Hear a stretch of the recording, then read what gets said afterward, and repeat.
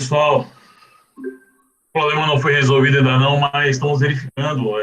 Perdemos o link lá de internet no Vidizeiro, cara. E tá estranho demais porque acessamos a intranet, né? Mas não sai a internet de jeito nenhum, então não estou sabendo qual é o problema lá. Eu já olhei até os hábitos ali no monitor e tá tudo tranquilo, a gente vai ver o que vai fazer. Deixei o Wendel aí em contato lá com o pessoal do GTI. Já a gente vê isso aí. Bom, gente, me dê mais um minutinho aqui que eu retorno, tá? Um minutinho só.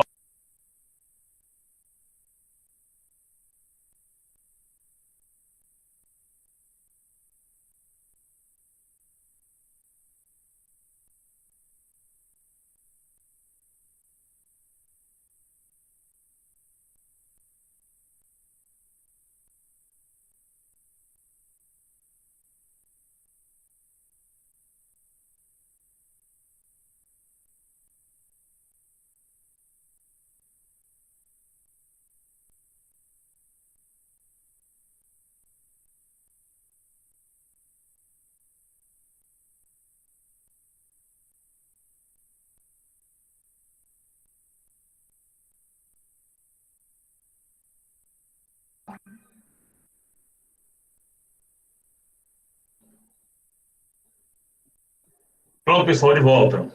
Os problemas estão ocorrendo, mas enfim, a galera vai ter que tentar resolver aí. Estou com o Wendel do outro lado tentando resolver. Tudo bom, gente? Como é que tá aí vocês? Me conta aí. Quem temos hoje? Hamilton, Thiago, Alexandre, Fânio, Adailton, o que mais? Erivelto, Grande Wagner. Paulo, Wagner na área.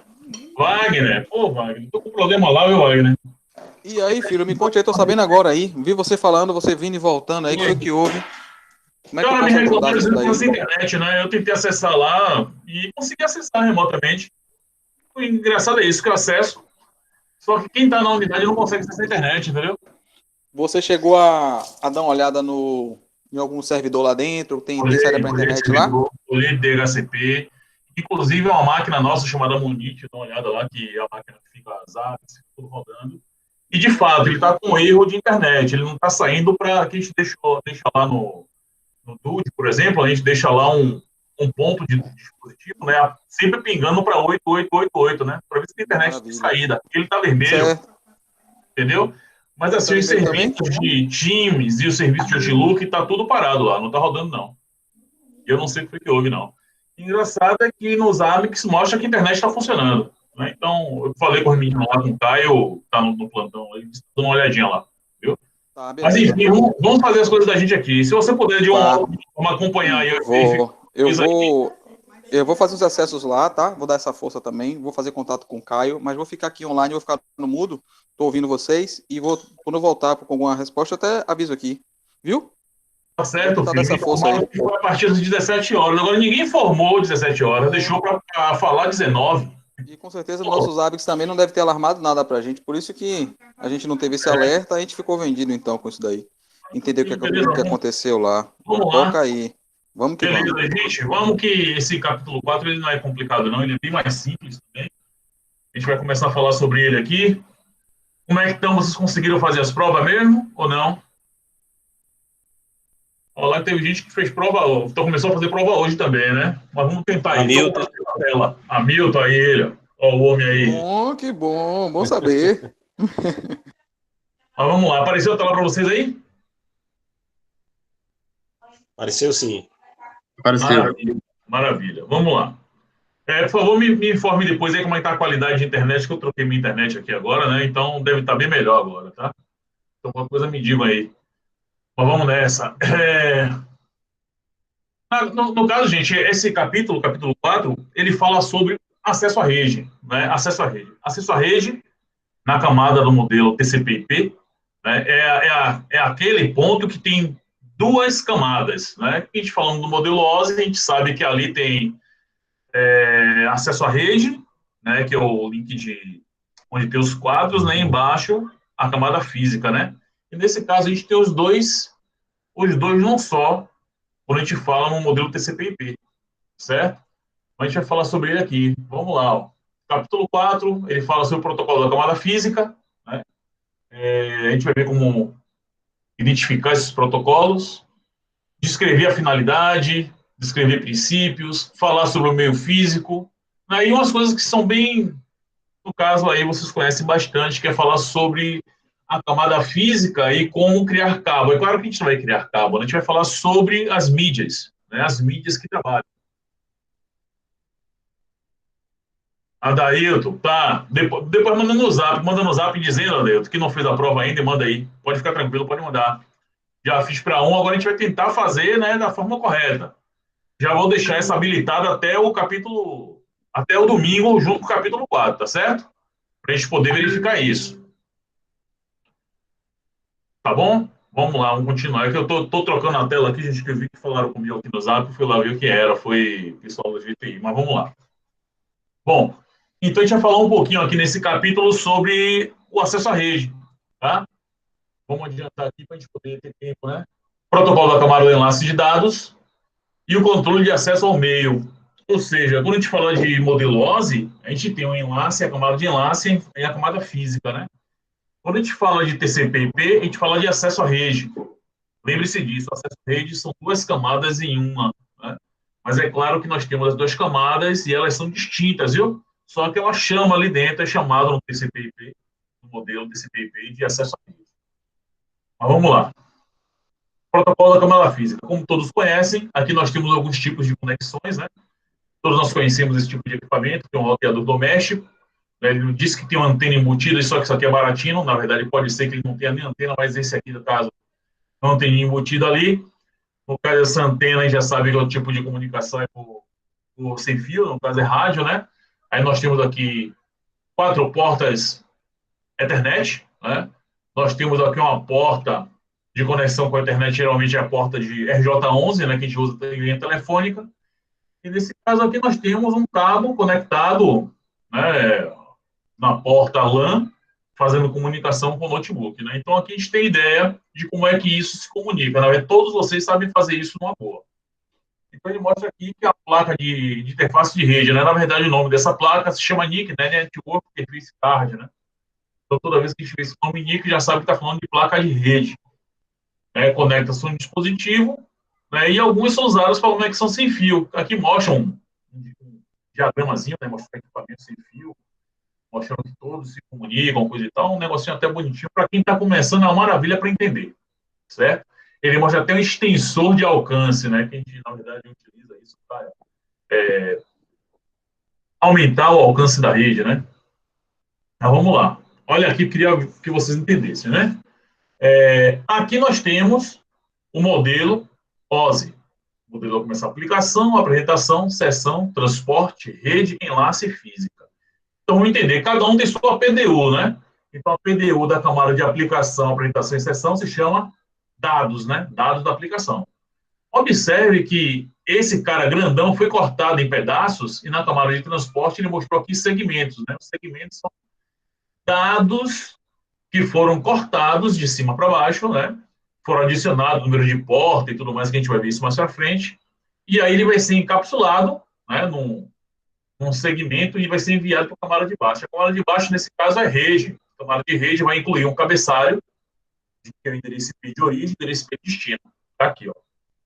Depois disso, ele vai ser encapsulado mais uma vez, para agregar um cabeçalho do quadro, que é o endereço MAC de origem e endereço MAC de destino.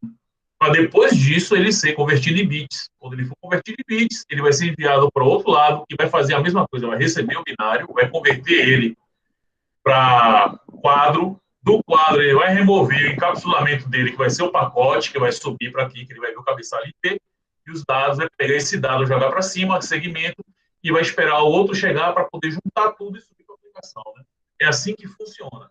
Nesse caso aqui, ele mostra o modelo OSI tratando dessa forma. Sabemos que o modelo OSI, como o nome já diz, é só um modelo para entendimento como os protocolos agem, tá certo? Então, a gente não pode confundir muito isso. O que utilizamos, de fato, é o modelo TCP/IP.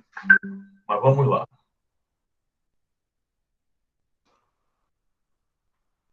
Rapaz, aqui é um negócio interativo, ó.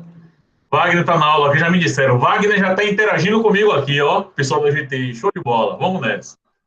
Então, aqui, gente, a gente vê como é que é o propósito da camada física. O propósito da camada física, na verdade, é portar a informação de um lado a outro, linkando, né, as pontas. Então, nesse caso aqui, ele mostra 3 formas básicas, né, de comunicação ao meio. E essas formas que ele mostra aqui é sinal elétrico, cabo de cobre, que nós conhecemos como UTP, STP, né, que é o cabeamento que a gente utiliza padrão dentro dos lugares. Pulso de luz, que a gente sabe que é o cabo de fibra óptica, tá? E os sinais de micro-ondas, que é o caso do sem-fio. Só para a gente entender, cada sinal desse aqui que ele mostra, né, quando ele está embaixo é 0, quando está em cima é 1, né? E o intervalo entre um outro, deixa eu falar sobre isso, intervalo de frame, né? A gente fala um pouco sobre isso depois. Tá? Então, cada um deles tem sua própria codificação. No caso dos sinais elétricos, né? Nós temos os bits, os pulsos elétricos que estão enviados também, né? Aqui tem uma elevação de informação, aí desceu 0, aqui subiu 1, aí vai descendo, são zeros, e depois vai subindo, subindo, subindo, é 1. Então, isso aqui tudo é comunicação que acontece na rede, tá? A gente vai ver isso depois, até fazendo testes no PET Tracer, dá para perceber como é que isso funciona. Mas vamos lá. Beleza, então aqui ele mostra os padrões das camadas, né?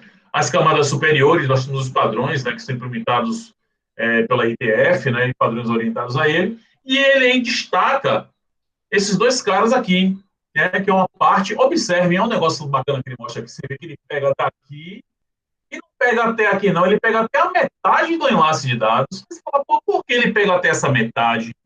Porque no enlace de dados, ele tem uma parte que é o enlace físico, que tem o endereço MAC, e tem o LLC, que faz o link com o endereço IP, entendeu? Então, nesse caso aqui, ele realmente separa, porque ela tem uma subcamada que conversa com a parte de rede, e tem a subcamada que começa com a parte física, né? Então, por isso que ele divide dessa forma. E ele mostra quais são os padrões que são utilizados para a camada física, né? No caso dos hardware, ele mostra ali quem são esses caras que utilizam isso. Nesse caso, os caras que criam é a ISO, a EIATI, a ITU, né, a ANSI e a I3E. São os mais conhecidos que utilizamos aí, os padrões mais utilizados do planeta são esses. Né? Vamos lá. Aí tem um laboratóriozinho, depois vocês fazem ele quando tiver tempo, é laboratório de rede sem fio mesmo, só para entender. Vixe Maria.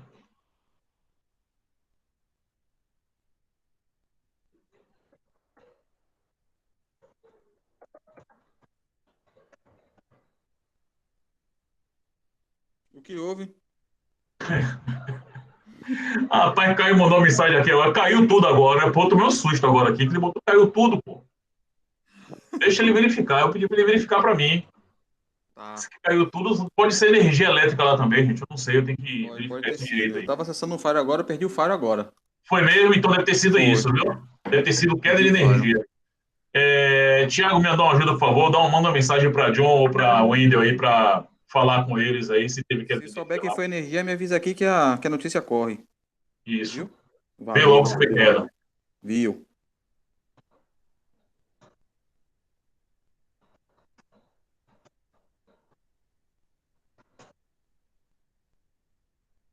Meu Deus. Vamos lá. Bom, gente, vamos voltar aqui à codificação, né? Como eu estava falando com vocês no slide anterior ali, nós temos uma codificação.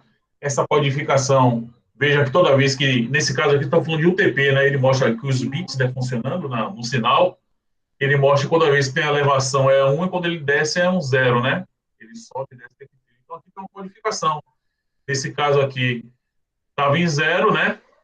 Ele continuou em 0, ele subiu, foi o 1, ele chegou até um ponto, veio um 0, aí ele subiu, aí ele vai fazendo essa comunicação de período de cada bit, né? Nesse caso aqui ele mostra uma modulação, né?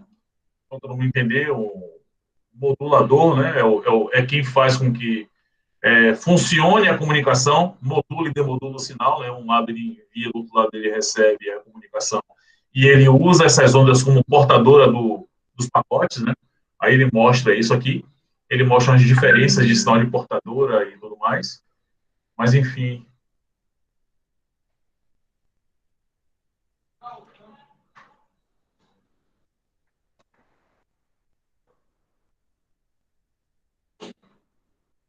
Thiago, me faça um favor, entre em contato aí com o Rogério, procura saber se teve uma queda de energia lá, por favor. O Fire voltou aqui. Vou verificar. Voltou? Viu? Voltou para mim aqui. Estou acessando o Fire aqui Voltou? para ver. Voltou. Beleza, obrigado, Foi energia, Wagner. voltou. Wagner, Viu? dá uma olhadinha para mim. Beleza. Eu. Então, gente, assim, a largura de banda. Largura de banda é um negócio interessante, né? A gente fala sobre esse capítulo, porque, na verdade, a gente mede pela quantidade de dados que ela transporta, né? É o que a gente chama de throughput. Todo mundo já ouviu falar disso, de throughput, né? Throughput seria a sua largura de banda, mais as coisas que as pessoas e quem está conectado dela usando os recursos, né? Chamado de throughput. E nós temos uma coisa chamada de goodput, que seria a largura de banda sem essas coisas sendo utilizadas. Tá? E aí, na verdade, é o que nós vamos falar sobre isso aqui. Então, aqui nós temos a largura de banda, né, pensando em velocidade em bits. Né, ele mostra aqui bit por segundo, é bit barra S, né, igual a 1 bit, né, unidade fundamental de largura de banda. Kilobit, a gente sabe que é KB, megabit, sabe que é MB, gigabit, GB, terabit, TB, né, e ele mostra como é que é a sua potencialização, né, seria 1000. 1 kilobit seria igual a 1000 bits por segundo, que é igual a 10 elevado à terceira potência. Né? 10 elevado à terceira. E aí mostra aqui, megabit, 10 elevado à sexta, depois gigabit, 10 elevado à nona, depois 1 terabit, 10 elevado à décima segunda potência. A gente já sabe que tudo é potencializado nesse caso. A gente vai ter contas de potencialização mais à frente, a gente vai entender como é que funciona isso direitinho. Quem nunca fez, né? Duvido muito que quem fez curso técnico aí não tenha feito, ou quem fez faculdade também não tenha feito, mas vamos lá, vamos verificar. Taxa de transferência, aí como eu estava falando com vocês aqui, né? Então, a taxa de transferência corresponde à largura de banda especificada, né? Nas especificações e implementações de camada física. Mas, nesse caso, nós chamamos isso de throughput, tá? Throughput porque você vai usar a taxa de transferência, tá? Mas nesse caso, você vai ter toda a sobrecarga de tráfego, né? Então, você tem uma internet lá, como eu hoje consegui, de 100 MB para mim aqui, eu consegui colocar uma fibra hoje. E aí, pô, você tem essa comunicação, mas os recursos que começam a consumir essas larguras de banda, ele te informa esse throughput. Então, o que era 100 começa a mostrar 60, 70, 50, tem uma degradação da taxa de transmissão. Por que existe essa degradação? Porque consome-se largura nas duas pontas, né? De um lado e do outro. E quem está conectado nele, tá? Hoje aqui em casa eu consegui perceber, depois que eu instalei a fibra, aí eu coloquei um programinha aqui, tem um programinha chamado FIC, né, para ele encontrar tudo de minha rede, acabei localizando que eu tenho 15 equipamentos conectados na minha rede. E os 15 equipamentos dentro de minha casa, quer dizer, eu conectava tudo, mas eu não estava gerenciando tudo isso, né? E hoje eu consegui fazer um mapa, eu sei tudo que tem. Então, assim, quando eu tenho todos os equipamentos ligados, minha largura de banda realmente oscila muito, né? Você faz um teste de comunicação com nada ligado, que eu fiz hoje umas 2 ou 3 vezes, logo colocar a fibra aqui, tá batendo 100, 107, 112, tá? E depois que eu liguei todos os equipamentos, começou a bater 40, 60, né, 80, depois caía para 50 de novo. Então, realmente existe uma degradação de sinal. Tá? Então, para a gente entender, o goldput o goldput é a taxa de transferência, tá? Menos a sobrecarga. É a sua taxa de transferência limpa. Tá? Isso é chamado de goldput. Tá? E o throughput é quando você tem toda a sobrecarga de tráfego. Tá? Então, isso é muito importante entender. Quando você está fazendo um teste nesses sites, né, que verificam o download e upload, você tem que lembrar que se você tiver alguma coisa sendo utilizada dentro da sua casa, né, ou dentro do estabelecimento, ele vai fazer um teste de throughput e não de goldput. Goldput é quando você não tem nada, ele é liso. Ok? Vamos lá. Beleza. Meios físicos, né? Tipos. Nós já sabemos que existem diversos meios físicos, né? E todos eles são compatíveis entre comunicação de outras formas, né? Então, nós temos aqui um roteador 1941, né? A parte de trás dele. Nós utilizamos um desse na Olimpíada de 2000, no Olimpíada do Conhecimento, né? 2016. Aí nós temos aqui as portas para a internet nele. Tem uma interface SHDLS, né? Que é uma interface de comunicação ponto a ponto, né?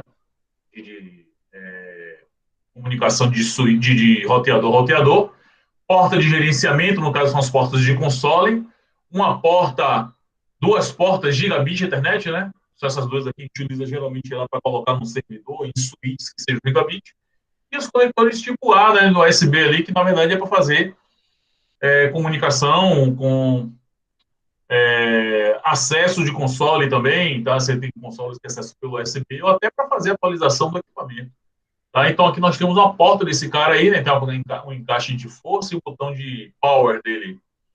Todos vocês já devem ter visto esse equipamento, um equipamento parecido com esse. Né? Vamos lá. Meio físico de rede. Aqui ele volta a falar sobre algumas coisas que nós conhecemos bem. E umas coisas bacanas que eu costumo até falar muito com a galera, que são as interferências, né?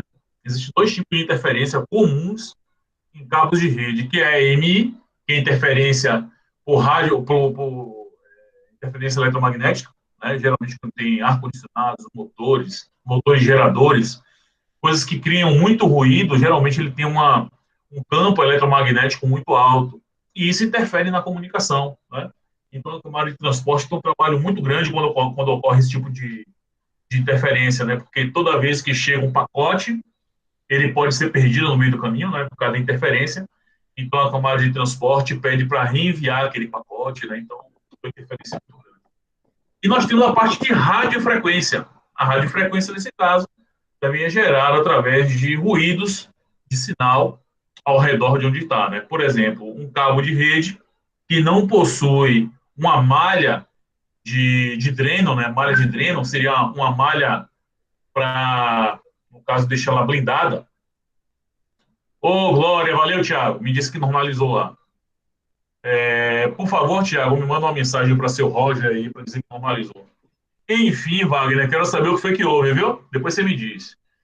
Bom, gente, então aqui num cabo UTP, esse cabo UTP, ele não possui malha de dreno, né? Porque malha é só a blindagem, né? A gente chama de malha de dreno porque qualquer cabo que possua blindagem, ele precisa ter um aterramento. Então a gente chama de malha de dreno porque ele precisa ser aterrado em uma das pontas. Como é feito esse aterramento? Geralmente o aterramento no lado do ativo, a gente tem lá no chassi do rack, algum lugar que vai sair aquela malha de dreno, você prende no chassi do rack. E geralmente os racks são aterrados, né? Então por isso que a gente utiliza ele blindado em alguns lugares assim. Então, esses caras blindados, eles suportam melhor EMI e RFI. No caso da UTP, ele não possui suporte a nenhum dos dois. Por isso que é um problema muito sério. Outra coisa que ocorre muito é o crosstalk, né? Crosstalk ou diafonia, popularmente conhecido como linha cruzada. Né? Hoje em dia tem pouco, né? Mas já aconteceu muitos anos atrás. As pessoas ligavam para casa da outra e de repente entrava uma terceira pessoa na conversa. E, pô, essa pessoa tá roubando minha linha? Não, porque na verdade o sinal estava muito alto de um, pegava o sinal do outro, né? E aí criava esse crosstalk ou diafonia, tá? Em rede, isso é péssimo porque você perde pacote. Em telefone, quando ocorre, a pessoa xinga a outra, né? Porque está entrando na conversa. Então, só para saber que existem esses problemas, né?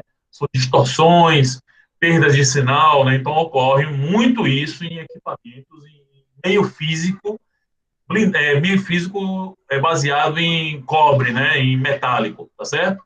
Para a gente ficar atento a esse tipo de situação. Então, tudo isso pode ocorrer. Ok, gente? Perguntas aí? Nós já conhecemos os caras aqui, né? São os cabos de rede que eles mostram aqui. Nós temos um cabo UTP e um cabo STP, tá? E esse STP aqui, ó, ele é Shield, né? Só que ele é F. Esse daqui é FSTP, que é foil, né? Uma folha de alumínio, né? Tem um que é malha, né? O de malha é melhor, tá? Do que o de folha. Muita gente acha que o de folha é melhor, mas na verdade o de malha é melhor para esse tipo de situação. Esse tipo assim, malha, né? Vamos lá.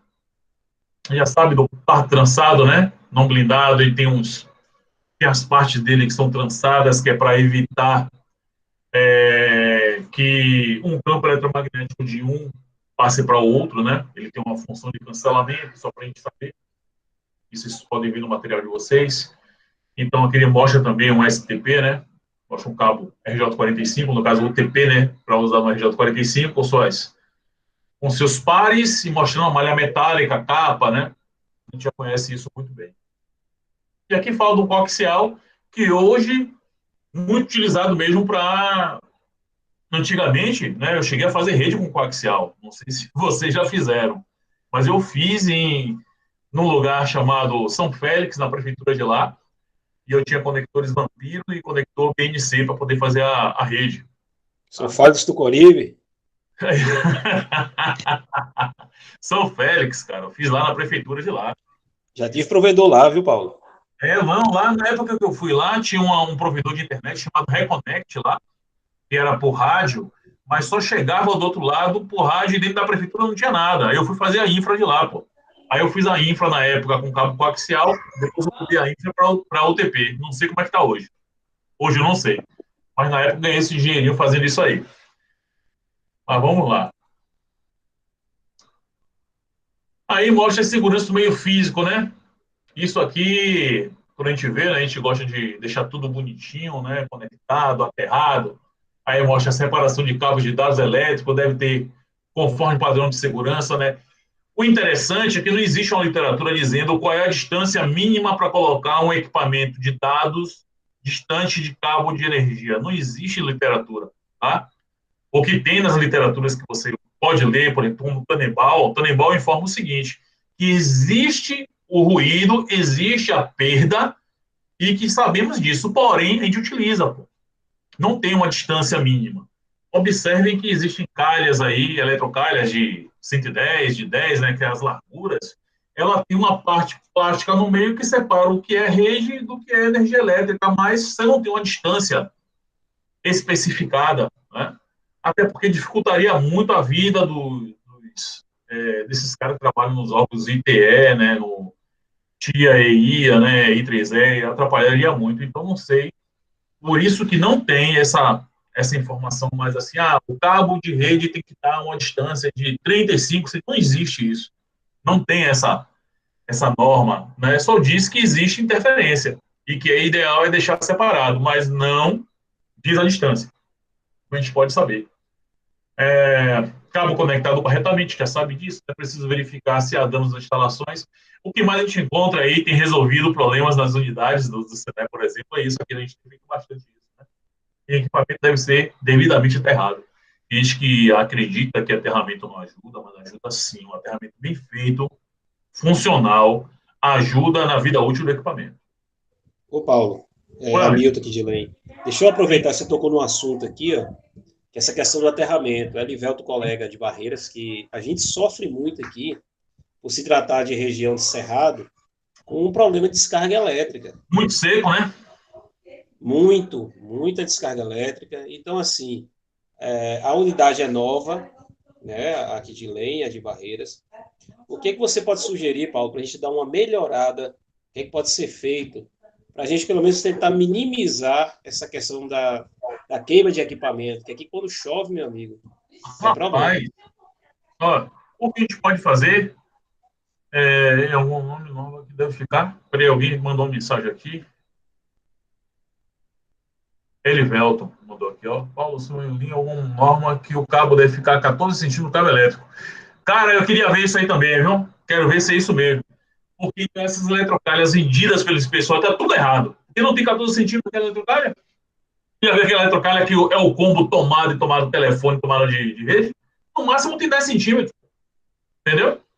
Mas aí eu quero ver, depois a gente dá uma pesquisada nisso aí, porque em toda a literatura que eu vejo, falando de rede, cabo de rede, não diz uma distância. Um cara talvez tenha encontrado uma distância aceitável. Mas, Hamilton, é o seguinte, no caso de vocês lá, você tem um problema de baixa umidade no ar, né? Ou seja, uma incidência muito alta de energia estática, e tem um problema quando chove, que é raio. É isso mesmo que está me falando? É isso que entendi? Exatamente, é isso mesmo. Ok. Então, a primeira coisa que devem ter aí, devem ter para-raios, né? Para poder, quando esses raios caírem, distribuir no solo e distante do seu data center, tem que ser num lugar mais alto, bem mais alto que ele, para poder disparar isso aí. E principalmente aterramento, um aterramento funcional. Se o terreno não é bem mineral, né? Tem empresas que fazem isso, mineralizam o terreno, né? No caso, o pessoal faz uma malha metálica no terreno, utiliza um carvão de sal. Isso aí faz com que o terreno fique bem mineral e realmente descarregue bastante energia. Então, o que eu aconselho é isso, fazer um aterramento funcional e colocar para-raio. De outro jeito, não. E rezar. Rezar pro data center não dá problema. É melhor a gente rezar, porque aqui tá feio. Pô, cara, mas manda ver isso aí, dá essa sugestão de fazer um aterramento bacana. Ah, que o pessoal tem um termômetro, né? O termômetro testa a resistência, né? E a incidência de energia elétrica para o solo. O termômetro faz isso. O cara que trabalha com isso, ele vai levar o termômetro, vai testar o terreno, aí ele vai levar umas malhas e hastes de cobre, vai furar o solo lá, vai mineralizar ele com carvão e com sal, tá? E depois faz o teste de novo. Aí o teste vai dar bacana, vai dar positivo. Aí conecta nos seus hacks, lá nas suas coisas, cara. Tem que estar errado. Tem que estar aterrado. Lá eles estavam sofrendo muito com isso. Resolveram aí uma parte do data center, mas a unidade ainda tem alguns pontos que não tem aterramento. Mas pelo menos dentro do data center melhorou. Entendeu? E deixar os equipamentos de proteção, né? No break ligado, essas coisinhas assim. Isso é importante pra caramba. Mas vamos lá. Bom, aí está mostrando as propriedades do UTP. Quais são as propriedades dele? Transmissão de bits elétricos, né, entre um equipamento e outro do enlace. E ele tem um problema seríssimo, que é não usa blindagem, então ele é suscetível a MI e RFI. Então já sabemos que o cabo UTP não é o ideal para se utilizar em ambientes externos. Né? Em ambientes externos utiliza-se cabos blindados. Se não tiver como puxar cabo blindado, vai sair caro. Utiliza-se fibra. Se for muito caro ainda, coloca sem fio, bicho. Não tem jeito não, porque o TP, com o tempo, o sol vai ressecar a capa de proteção e a água vai danificar a passagem dos bits, né? Ela começa a criar curto e aí você vai ter um problema sério de rede. Eu, há muitos anos atrás, vendia internet para a galera, né? Terceirizava esse serviço. Tinha um cabo meu aqui que tinha quase 100 metros. E esse cabo, o cara começou a dizer que a rede dele estava conectada. Só que ele não tinha me pagado, mas deixou me pagar. Eu despluguei ele do switch e ele estava dizendo que estava conectado à rede, só que não tinha internet. Eu falei, é impossível você estar conectado à rede. E aí o cabo dele estava desconectado. Eu fui medir, tinha tensão no cabo dele, no cabo de rede, até a outra ponta, por conta do RFI, cara. O cabo ficou energizado. Então ele mostrava no computador dele como se ele estivesse recebendo dados, entendeu? E na verdade, do outro lado estava desligado já. E ele dizia, não, aqui está conectado. E eu ia lá na casa do cara, estava lá mostrando conectado. Tirava o cabo, desconectava, plugava de novo, conectava. O cabo energizado, não descarregava aquela zorra. Pensei. Que era cabo UTP, né? E tinha muita parte de curto, o cabo estava todo danificado já, então acontece esse tipo de coisa. E você pode danificar até a placa de rede, certo? Então aqui ele fala sobre algumas características dele, né, como a gente já sabe. Esse é um cabo até bacana, que ele vem realmente com a cor dele e o outro lado branco com a cor de origem, né? A maioria que nós encontramos é laranja branco, azul branco, verde branco, marrom branco, né? Esse aqui não, vem com laranja, laranja branco, azul, branco, azul, né? Verde, branco, verde. Você vê que ele é bacaninha esse aqui, seguindo norma, né? Os outros que a gente utiliza por aí é muito genérico. Mas vamos lá. Aí ele mostra alguns cabos, né? Categorias 3, 5, 5E e 6. Observam aí que o cabo categoria 3 é utilizado para voz, né, principalmente. Muita gente utilizou para rede também, mas o de fato de uso de rede é o CAT5 e 5E. Tá? E o 6, que a gente utiliza bastante hoje, né? E tem suas taxas de transmissão. Conectores, nós temos RJ45, macho e fêmea, todos conhecem. Aí mostra algumas crimpagens que eu gosto de chamar a atenção. Odeio quando eu vejo esse tipo de coisa aqui, né? Essa malha, essa capa tem que estar realmente na parte de cima para essa trava segurar ela. Mas o que mais a gente vê nesses laboratórios aí são cabos de rede assim. É terrível. Então até me acostumei a não falar mais quando eu vejo assim, ó, eu boto logo um pet cord bom, no caso, testado do que ficar mandando fazer, né? O ideal é você realmente colocar um pet cord normatizado, tá? Então ele mostra aí como é que são esses caras, né? E aí mostra os tipos de padrões, né? Os padrões que utilizamos hoje. O T568A e o T568B. Né? Aí o pessoal, gente, esses cabos aí, como é que a gente faz? Que não sei o quê, qual é o certo usar? Na verdade, as duas conectorizações são certas. Agora, de acordo com norma, hoje, utiliza-se para cabeamento horizontal dentro das empresas, tem que se utilizar o T568B, né? Mas utiliza-se os dois estão corretos, tá certo? Agora, se você for dentro da empresa trabalhar com T568B, faça nela todo o T568B, né? Ah, eu vou fazer uma parte T568A, fica um laboratório assim, no outro tá B. Fica feio fora de padrão e fica fora de norma, né? O ideal é deixar todos utilizando um padrão só, tá? Aí ele fala sobre o cabo direto ou paralelo, que a gente já sabe que nas duas pontas é o mesmo padrão, 568A nas duas pontas, 568B nas duas pontas. Nós temos aqui o Ethernet cruzado, que a gente chama de cabo cruzado crossover, né? Que é, no caso, numa ponta é 568A e na outra ponta 568B.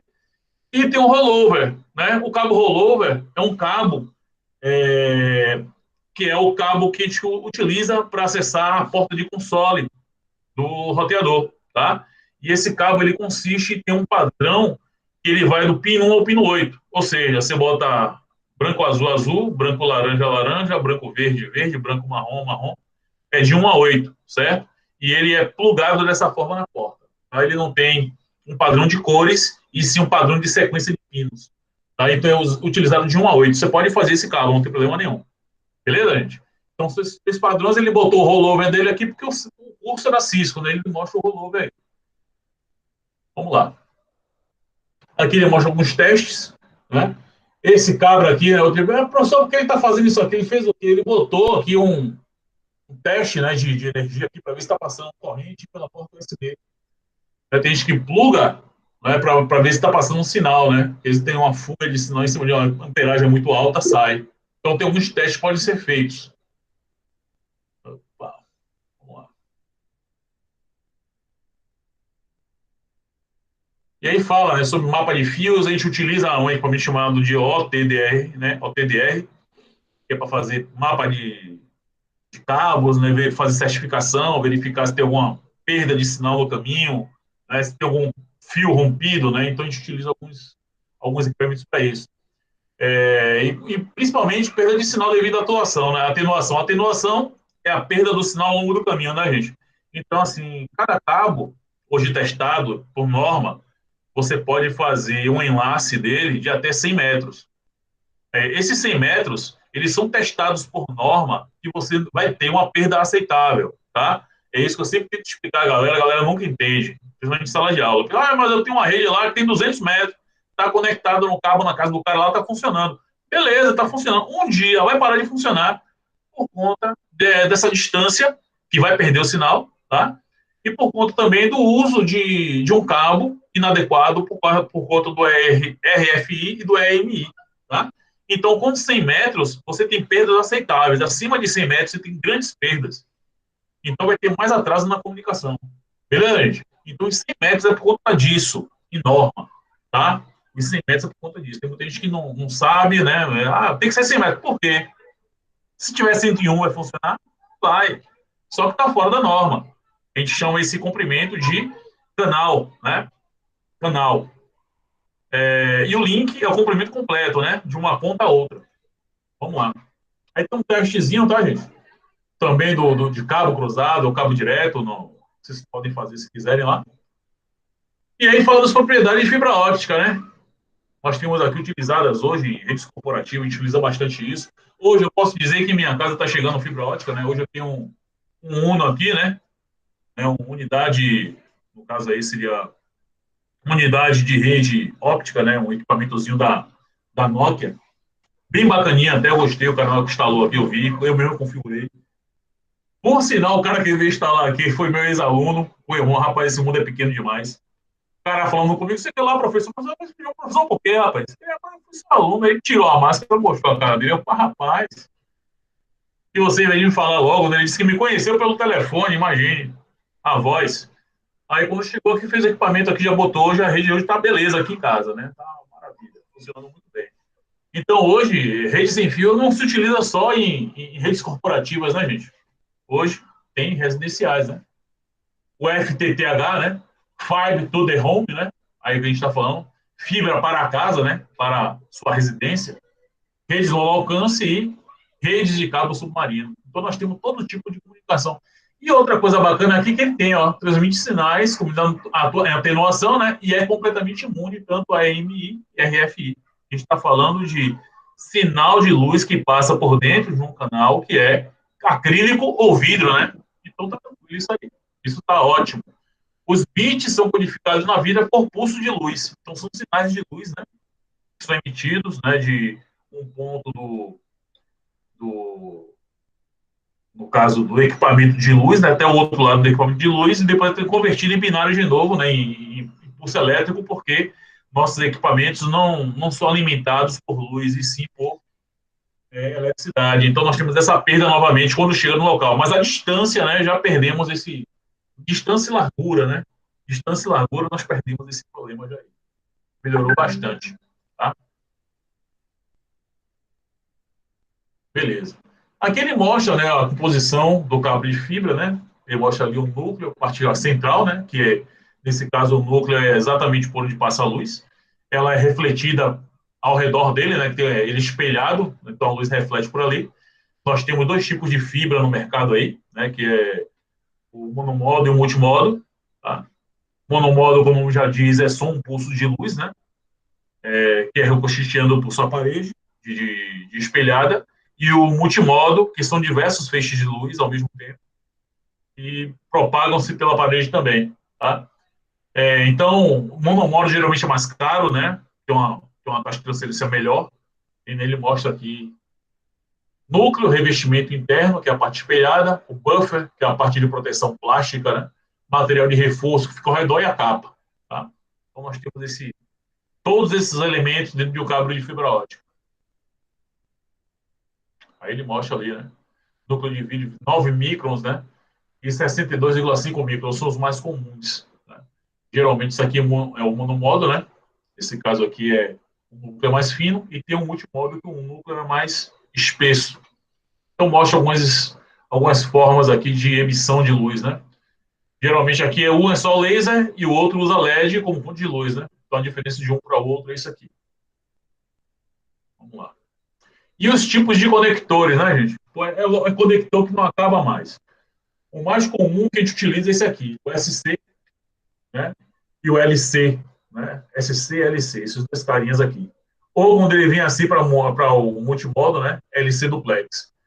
Então esses caras aqui são os mais comuns. Esse aqui é mais antigo, esse ST, tá? Que é o que tem um ferrolhozinho. Né? Esse aqui é mais antigo. Esses três caras aqui são os mais novos, tá? E são os conectores. Antigamente, para trabalhar com um conector desse, era um negócio assim, sabe, muito, muito complexo. Você tinha que limpar bem, não podia ter poeira. O cara fez o conector hoje aqui em casa, bicho. Porra, o cara pegou o feltro dentro da sacola dele, já estava embebido de álcool, não sei de quantos dias. Foi ele, limpou aquilo ali, botou na zona lá e fez o teste dele. Funcionou. Mas, pô, bicho, a gente ensina de uma forma diferente. Chega lá, não, a gente faz isso, limpa bem a fibra, corta depois, né? Corta ela direitinha para colocar no plug, no conector. Pô, o cara fez tudo sentado no chão, velho. Eu falei, puta, isso aí. Como é que esses caras fazem hoje esse negócio? Antigamente fazia com uma prática mais, né, mais cuidado, né? Ter mais cuidado com a fibra. Hoje em dia os caras não ligam para cuidado com fibra, não, bicho. Tava vindo aqui, os caras não ligam, não. Tá? Eu vi Andrezão fazendo lá, vi também Claudinho fazendo lá. Os caras estavam seguindo a norma direitinho, pô, limpando direitinho, com álcool, com feltro direitinho, limpinho. Pegava, usou um feltro, jogava fora, usava outro feltro. Mas aí, clivador, o cara pegou o clivador que na hora cortou também, pô. Mas, enfim, né? Não sei como é que tava esse negócio. Sim, largado dentro da mala, cara, é isso aí. Bom, enfim, funcionou, viu? Mas vamos nessa. E o cara foi meu aluno, né, bicho? Olha que desgraça, né? Vamos nessa. Aqui nós temos, né, os tipos de cordão comum, né? O cabo multimodo, né? SC, SC. E tem que acompanhar mesmo, Lídio. Eu acompanhei aqui também, mas tem que acompanhar mesmo. Né? Ele mostra que são os cordões, né, gente? Seriam o nosso pet cord, né? Pet cord de fibra ótica, né? Nesse caso aqui. E aqui ele tem um diferente, né? O ST-LC, né? Que é uma forma de conexão de um lado para uma forma de conexão do outro. Como esse aqui, SC-ST, né? Aí nós temos todo tipo diferente. Aí nós temos o OTDR, né, gente? Que faz o teste. Não faz teste só de fibra, faz teste também de UTP, tá? Nós temos uns que fazem o teste de OTP também, ele verifica o mapa de fios, né? Então ele verifica ali alinhamento correto, se tem algum espaço no final, né, que chama de gap no final, né? Está tudo direitinho, não está completamente conector. Ele verifica impureza, sujeira, né? No caso, se fizesse um teste desse aqui, ele fez na hora lá, estava dando uma perda de 14. Eu vi na hora que ele botou deu uma perda de 14. A perda que nós botamos é 0,3. Estava dando quase 14 a perda dele lá. Ah, isso aqui é besteira. Eu falei, pô, bicho, 14? Vamos lá. Isso aí. Parece mesmo, isso mesmo, Elivelto. Parece, mas Elivelto, mas é um ATDR mesmo. E aí nós temos uma comparação entre fibra e cobre, né? Ele mostra ali desempenhos, né? Problema de implementação, né? Então ele mostra largura de banda suportada de 10 megabits a 10 gigabits, né? Cabimento de fibra de 10 megabits a 100 gigabits. Né? Ele mostra essa comparação. Distância de 1 a 100 metros, nesse caso aqui de 1 a 100 mil metros, imunidade de interferência baixa, né, no caso a frequência eletromagnética. E aqui a alta imunidade, ou seja, não tem problemas com esse tipo de coisa. Imunidade é perigo elétrico, tem baixa, existe o perigo, né, e aqui não tem nenhuma. Custo de mídia e conectores baixo, aqui é alto. Habilidade necessária para instalação, aqui é pequeno, aqui tem que ter uma habilidade maior. Precaução de segurança, pequena, que tem que ser maior, né? Então, tudo isso tem uma comparação. Uma comparação entre esses dois caras. E isso deve cair, com certeza, na avaliação de vocês aí. Tá? E aí fala as propriedades agora do meio sem fio, né? Aí nós temos ali algumas características, que é a área de cobertura, né? Os materiais de construção atrapalham nisso. No caso, eu tenho aqui, ó, uma janela de vidro, cara, eu já testei a rede sem fio. Quando a janela está fechada, eu chego lá embaixo, e tu captar o sinal com tudo fechado, o sinal fica baixíssimo, né? Quando ela está aberta todo lado de fora, o sinal é melhor. Então, vidro, água, metal, concreto, tudo isso interfere em rede sem fio, tá? Outros dispositivos, luzes, micro-ondas, tipo, atrapalha a comunicação também, né? Segurança, nesse caso, isso aí é praxe, né? Em rede sem fio, você tem que ter senhas complexas, grandes, e, se possível, até esconder sua rede sem fio, né? E nesse caso, o compartilhamento, né? O compartilhamento sem fio, né? Entre usuários. Então, é uma coisa muito comum na vida da gente hoje. Há muitos anos atrás era muito complexo, isso era muito diferente, as pessoas não entendiam muito bem isso aí, não. E aí nós temos alguns padrões, né, gente? O I3E 802.11 é a nossa rede sem fio, tá? Nesse caso aqui, ele mostra o nome Wi-Fi padrão. Tem uma diferença entre o wireless e o Wi-Fi, tá? Wi-Fi padrão I3E 802.11 é o padrão de fidelidade normatizado, tá? Então, tem equipamento sem fio que vem com um selo Wi-Fi. O selo Wi-Fi quer dizer que ele foi padronizado e certificado pela Wi-Fi. Wi-Fi é Wireless Fidelity. É uma organização junta com a I3E, tá? Mas tem equipamento que você compra que não vê o nome Wi-Fi. Tá? Então, as pessoas confundem Wi-Fi com wireless. Wi-Fi é wireless, mas o wireless não é Wi-Fi. Entendeu? Wireless é o método, é a técnica, é a forma de comunicação. É o padrão, tá? É o wireless. Wi-Fi é uma forma de normatizar, dizendo que ela está certificada para comunicações, certo? Então, tem diversos equipamentos que não são certificados, mas são lançados no comércio. Aqui tem uma coisa bacana, né? Ele usa para detecção da portadora de múltiplo acesso de prevenção a colisões, né? No caso, se chama CSMACA, que no caso, a gente sabe que o padrão sem fio, ele transmite no mundo aberto, né? Não passa por um cabo, é um mundo aberto. Então, a portadora, né, o sinal, quando chega nos equipamentos, todos eles ouvem, eles só não respondem porque não são para eles, tá? Então, os outros equipamentos, quando o sinal está aberto aí, só que está criptografado. Então, ele vai com o número de informação para um dispositivo específico. Então, quando ele chega num dispositivo específico, ele tem o token correto, então ele entra para a comunicação. Nos outros, eles não têm esse token correto, então descartam. Mas todos eles ouvem. Tanto é que quando você clica no seu sinal de rede, você encontra diversas redes que podem ser conectadas, tá certo? Mas você só se conecta se você tiver acesso, beleza? No caso da placa cabeada, numa rede com hub, você tem um CSMA-CD, né? No caso da rede sem fio, é CSMA-CA. Esse aqui é de prevenção de colisão, né? O outro é de detecção de colisão. Tá? Aí tem uma diferença entre um. Aí tem o padrão I3E 802.15, que está falando aqui de Bluetooth, né? Bluetooth hoje também é um equipamento que mudou muito, né? Quando ele foi criado logo, a distância máxima de comunicação dele é de 10 metros, hoje ele vai de 1 a 100. E o padrão WiMAX, né? O WiMAX é uma coisa bacana que você pode criar em um ambiente, né, de acesso sem fio aí, você pode criar um ambiente bacana e distribuir essa rede sem fio WiMAX. Eu queria criar um negócio desse há uns anos atrás e desisti. Era muito caro quando eu fui ler as normas que a Anatel colocou para que você pudesse fazer, né? Aí teria que fazer, pagar algumas coisas e ficar muito caro. Então, para mim, não deu, não. O salário de professor do Senado não daria. Tinha que ter um investimento maior, tá? Aí ele mostra o equipamentozinho, ele mostra lá um Cisco, é claro que é da Cisco que ele fala, tem um ponto de acesso, né, o AP, que existe ali a placa de rede sem fio. Esses APs, na verdade, esse cara aqui, ele tem 4 portas LAN, né? Tem 4 portas aqui cabeadas e o resto é sem fio. Então, vamos lá. Aí ele mostra você também aqui como fazer uma implementação de testes, né, gente? Vocês podem fazer isso se quiserem. Vocês já fazem isso a Vera dia a dia, mas vocês podem fazer no boa, tem os testes aí. Tá? Protocolo da camada de enlace. Vamos lá. Passou um pouquinho do horário, mas daqui a pouco a gente termina. Observe que está falando novamente aqui modelo OSI, né, gente? Ele mostra aqui a camada de enlace de dados, prepara os dados de rede para a rede física. Né? Nesse caso aqui, quando ele envia um pacote, quando ele recebe, é o contrário. Quando está recebendo, é o contrário.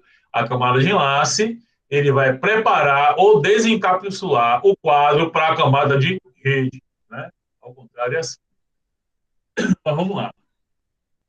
Aí ele mostra aqui outra comunicação, né? L2 e L3. L2, a gente já sabe que é a segunda camada, L3, terceira camada. Tratando-se de modelo OSI. Então, a gente já sabe que na camada 2, nós estamos falando de placa de rede, né? Aí ele mostra aqui Network Interface Card de destino, Network Interface Card de origem. Ou seja, endereço MAC de destino e endereço MAC de origem. E depois ele mostra aqui camada 3, que seria endereço IP de origem e endereço IP de destino. Tá? A coisa que a galera fica meio complexa, não entende direito. Olha aqui. Aqui, camada de rede, essa aqui é a camada de enlace e essa aqui é a camada física. Vamos pensar assim agora.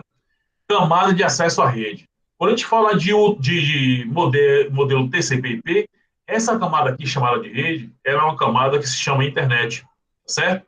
É a camada de rede internet, onde fica pacotes. E a camada aqui de baixo, ela é chamada de acesso à rede. Bom, essa camada de acesso à rede, ela é dividida em 2 partes e tem uma subcamada. Primeira parte dela aqui, a subcamada de LLC, que é o controle lógico de link, tá? E tem a subcamada MAC, que é onde fica o endereço MAC. O endereço MAC fica mais próximo à camada física, tá certo? Então, observe que o protocolo utilizado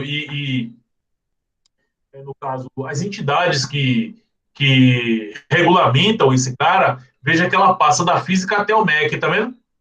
Ela pega os dois porque ela entende que a subcamada MAC, que tem o endereço MAC, ela vai fazer um enlace para a física, né, transmitindo dados através de Ethernet, de WiMAX, Wi-Fi ou de Bluetooth, entendeu? Então, aqui ele mostra isso dizendo, olha, a comunicação aqui é livre, faz isso aqui mesmo. Então, nesse caso aqui, fica o endereço MAC que prende um lado a outro, e aqui em cima a subcamada do LLC é o link que vai fazer com que o endereço MAC entenda que tem endereço lógico acima, ele que faz esse link aqui de cima. Tá? Então, nós temos a primeira parte, que é LLC, tá? Que permite vários protocolos, camada 3, no caso, ele entende isso. E o MAC que define o processo que executa no hardware, né? Onde linka um lado ao outro lado. Aqui ele mostra, né, os diversos tipos de mídia, né, que são utilizados. E aí nós temos uma coisa chamada de MTU, né?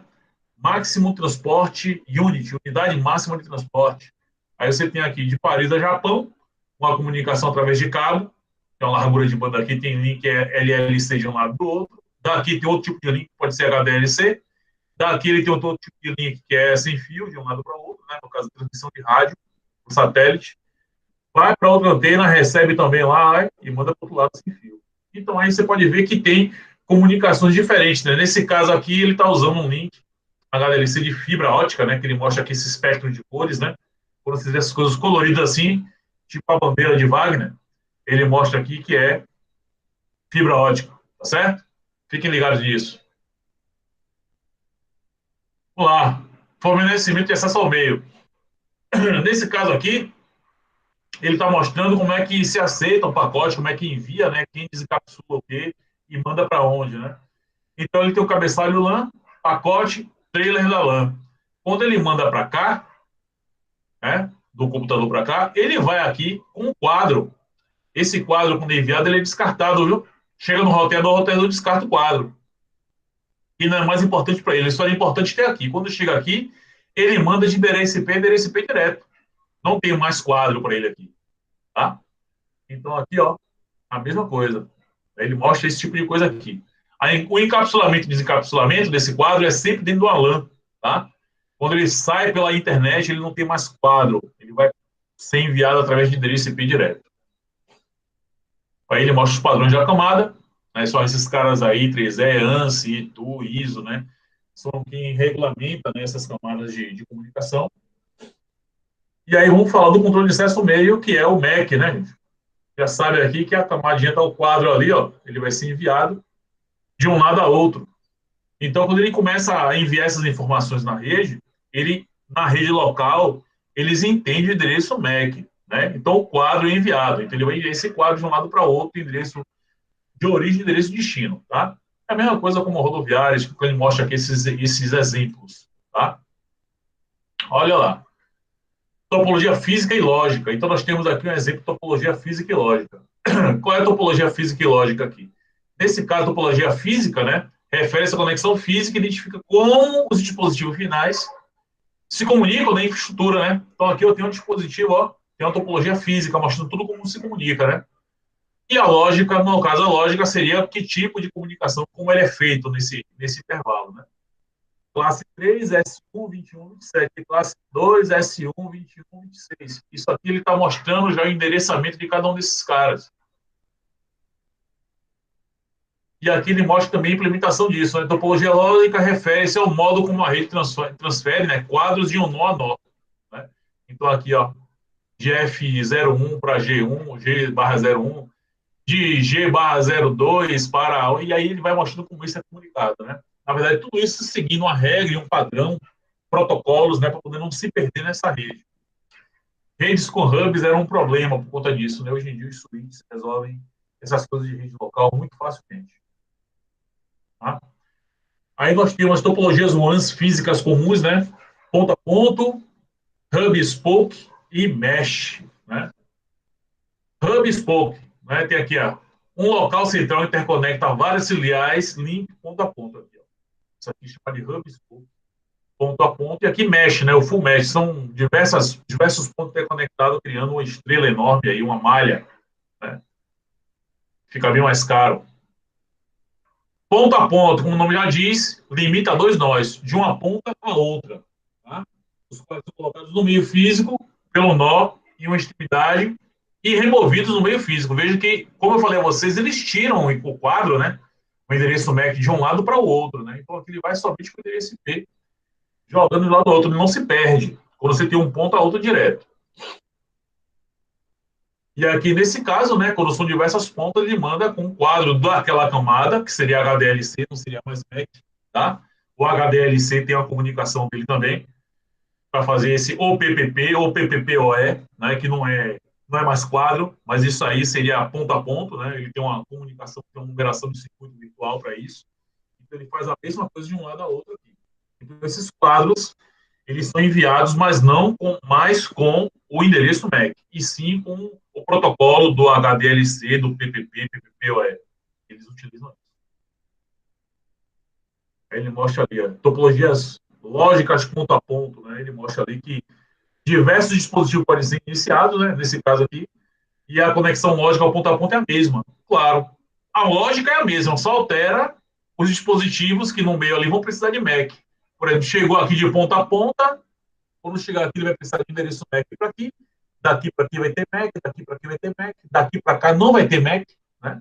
Que esse quadro aí vai enviar através do link lógico, tá? Link ponto a ponto.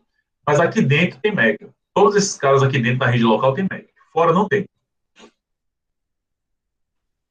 E aí mostra também, né, os tipos de topologia que a gente hoje já ouviu falar bastante. Tem a estrela, que é a mais comum hoje, que é onde tem um dispositivo central de distribuição. Estrela estendida também, que nós utilizamos muito hoje. E não utilizamos mais hoje topologia em barramento, né, que era o cabo com terminal resistivo em 2 pontos, né? Não temos mais isso. Conector T no meio, não temos mais isso. E anel com coaxial não utilizamos mais. O que utiliza hoje com anel é FTTI, tá?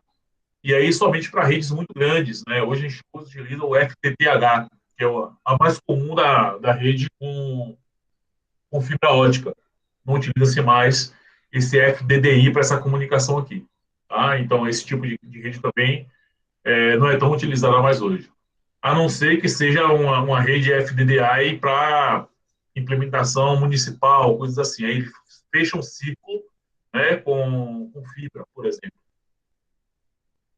Bom, outro tipo de comunicação que a gente tem que entender o que é o Health Duplex, né?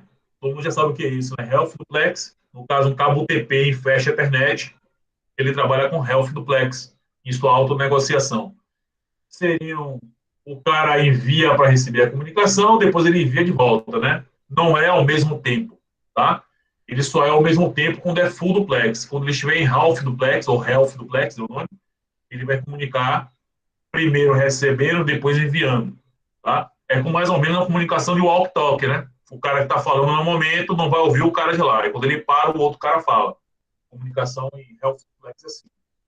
Enquanto que em Full Duplex é quando você está com o telefone tendo uma DR ou qualquer coisa assim, né? Você está falando, o cara está falando também. Então isso aí é que é a comunicação em Health Duplex e Full Duplex, tá? Comunicação interativa ao mesmo tempo. É só para a gente entender. Método de controle de acesso ao meio físico. Beleza, ó.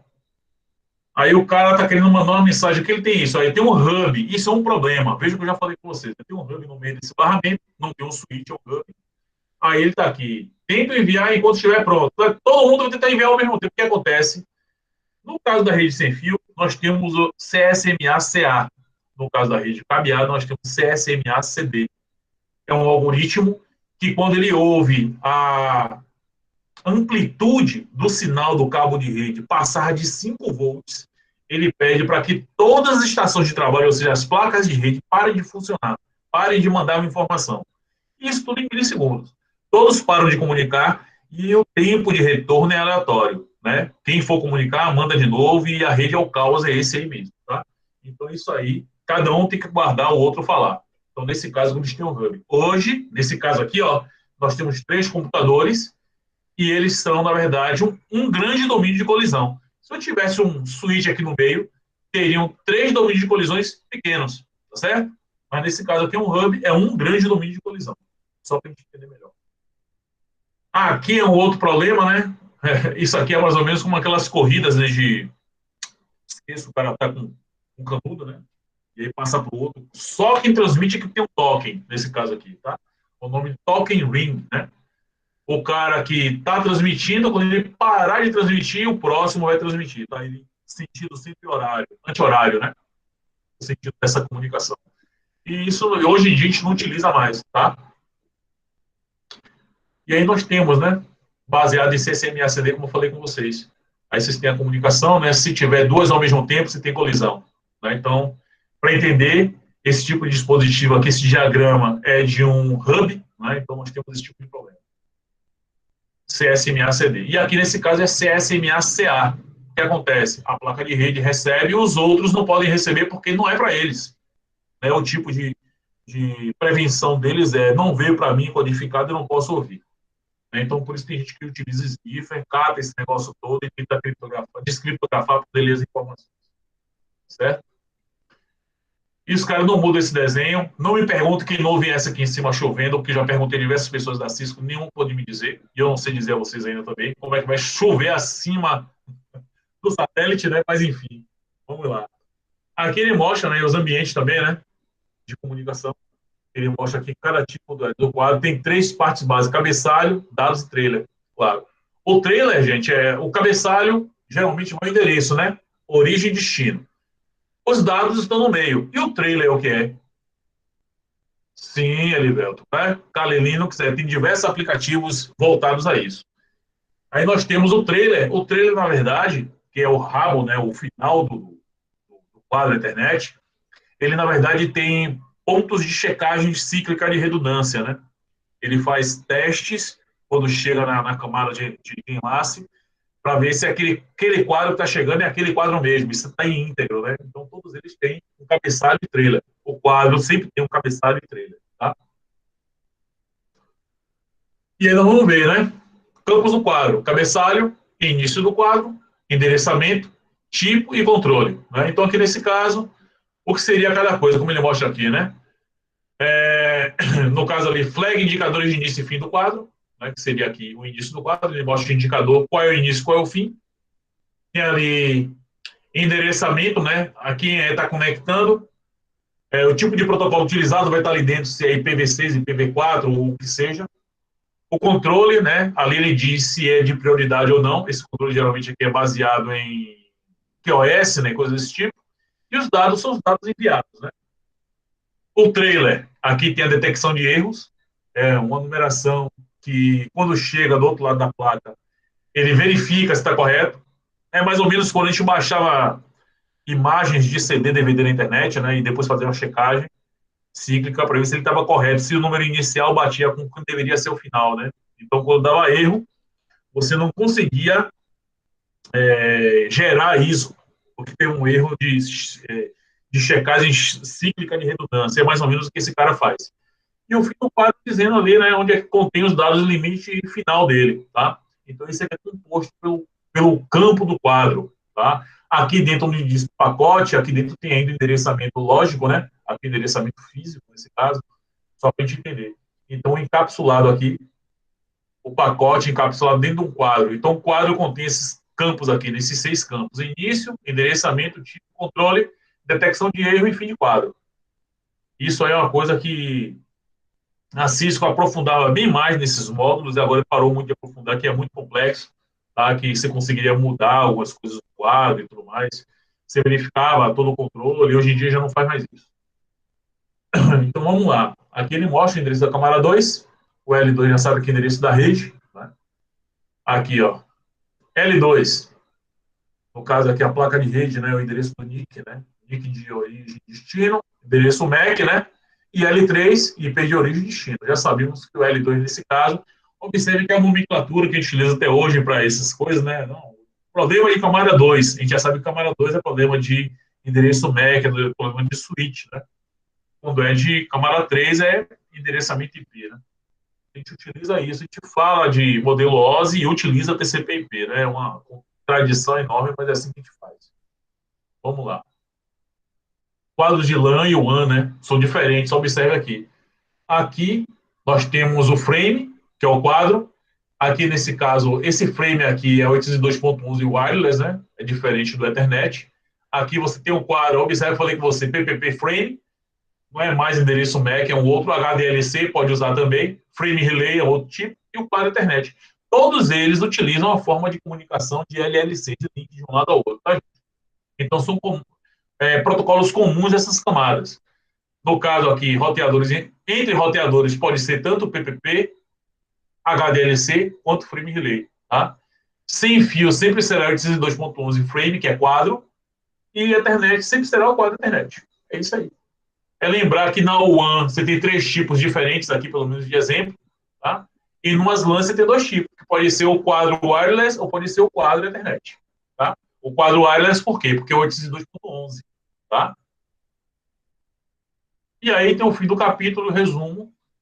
Eu sei que esse capítulo é muito mais teórico, né? Mais carregado em teoria, tá? Mas depois as coisas vão começar a melhorar, porque começa a falar de endereçamento IP, porta lógica, e fica bacana, tá? Mas enfim, e aí, gente, tudo bem? Vamos lá. Microfones abertos para vocês. Wagner, me dê a notícia, o que foi que eu ouvi lá? A primeira pergunta que eu quero saber. E aí?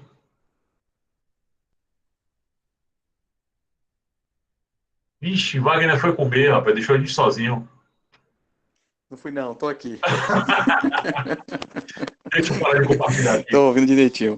O que aconteceu lá, Paulo, foi o seguinte. Eu tava olhando as regras de acesso à internet, daí eu... Bora. E daí eu desativei a regra e ativei novamente. Quando eu ativei novamente, perdi o Fire.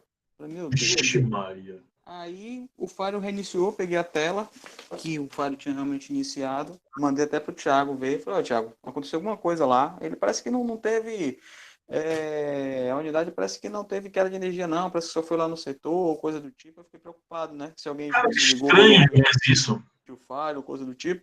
Eu sei que quando o bicho voltou, o Fire voltou, eu não consegui nem ter feito um teste de conexão com a internet através do próprio Fire. Porque eu fui logo na regra, dar uma olhada. Falei, vou desativar e ativar novamente aqui. Tipo o que a galera vai aprender mais na frente, dar um chute no chute nas portas, né? Isso Mais é. ou menos isso. E aí ele voltou. Ô, Wagner, deixa Eu eu não tive certeza levantar. do que foi, que eu não sei se algum modem também nesse meio aí foi reiniciado. Eu não tenho essa mais propriedade de coisas para poder avisar. Consegui fazer uma pequena coisa que eu não sei se surtiu efeito. Ô, Wagner, o que eu tenho me preocupado ultimamente é com esses ataques que estão ocorrendo agora aí em diversas instituições, entendeu? Com Isso até é bom certeza, com certeza. entre nós aqui, né, todos nós trabalhamos isso. É bom a gente verificar esse negócio desse firewall direitinho mesmo, tá? Porque ele vai barrar o que vier explícito para ele, tá? Mas tem coisa na internet que algum usuário pode clicar lá e você sabe que quando vem Os piores ataques são os piores que vêm de dentro, né? Exatamente isso. Quando o cara pega um negócio desse lá, clica lá dentro e ele começa a criar, já criou o link dele de dentro para fora, e o cara começa a implementar dentro da nossa rede lá, chegar em nossos servidores aí e usar um ransomware, a gente está fudido. O bom é que a gente tem um firewall de ponta, né? E Sim, sim. ele vai ter uma camada superior aí, né? Vai ter a camada de aplicação e ele checa tudo, tá? Portas, vai lá em cima, né? Na última camada. E aí a gente tem uma segurança muito boa, fora os relatórios que ele vai emitindo no momento que tiver alguma coisa, né? Processamento sobe da caixa, coisa do tipo, a gente pega pelos hábitos. É maior do que a do STJ? Aquela ali foi a galera deve ter ficado madrugadas e madrugadas trabalhando em cima. Eu estou te perguntando isso, porque assim, os caras utilizam uma aplicação que nós não temos acesso, você sabe, né? Exatamente. Tem coisas ali que é do governo federal que a gente não tem acesso, são aplicações e dispositivos que a gente não usa, entendeu? Por isso que eu tenho Nesse caso aí, os caras se apropriaram de todos os arquivos e se apropriaram ainda dos backups, entendeu? Foi uma situação bem perigosa, né? Então é bom que entre nós temos esse acesso de bater esse papo livre assim, para a gente ficar preocupado com isso, mesmo ficar atento a essas coisas. Tá? Eu lá... Estamos muito atentos quanto a isso. Tá? A GTI está tomando várias ações quanto a isso também, não estamos parados, tá? Inclusive o Luiz Alberto não está agora aqui, mas Antídio, tal, a galera, porque eles estão nessas ações.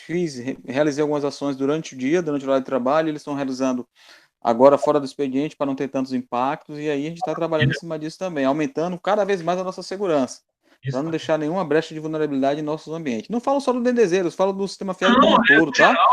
É no geral mesmo, isso aí tá certíssimo. Do data center até as pontas. Quando eu tô lá... Isso que aconteceu lá no Dendezeiros. Não quando consegui eu tô lá, pegar... Que tem aula, cara, eu fico ligado em quem está conectado, eu faço filtro, eu verifico, eu fico ligado nisso, até no nosso DHCP, eu fico lá olhando quem está conectado no DHCP, tem dias lá que eu tiro gente com uma pá, eu tenho um dia até que eu tirei o próprio Marcelo, porque eu não sabia que era ele. O celular dele conecta, que celular é esse aqui? Eu, pau nele. Depois ele falou, mas rapaz, você me tirou da rede, eu falei, pô, Marcelo, desculpa, eu não sabia que era você, botei ele de volta, né? A administração, o olhar clínico que a gente tem da nossa infraestrutura, a ideia é essa mesmo. A gente não desconfiou de algum IP.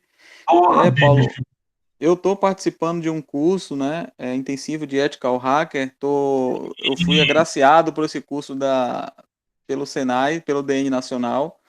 O Demetrio me colocou para fazer a inscrição e o meu currículo, graças a Deus, foi aprovado. Estou tomando o curso de 6 às 10 todos os dias, tá?